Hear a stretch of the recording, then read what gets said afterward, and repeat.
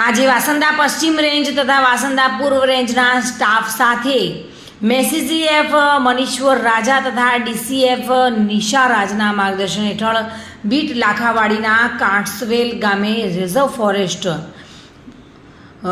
Number 11 પાર્ટમાં night patrolling દરમિયાન watch ગોઠવવામાં આવી હતી અને જેમાં ખેડ તસ્કરી કરતા ગુનેગારોને એટલે કે 4 જેટલા ગુનેગારોને ઝડપી પાડવામાં આવ્યા છે। કુલ અંદાજિત મુદ્દામાલની કિંમત 6 લાખથી પણ વધારે હતી જે જપ્ત કરવામાં આવ્યા છે। સદર ગુના બાબતની વધુ તપાસ મદદનીશ વન સંરક્ષક વાસંદા જેડી રાઠોડ તથા પરિક્ષેત્ર વન અધિકારી CR પટેલ કરી રહ્યા છે। ચંદ્રકાંત ધમલ સાથે bureau report today Gujarati news.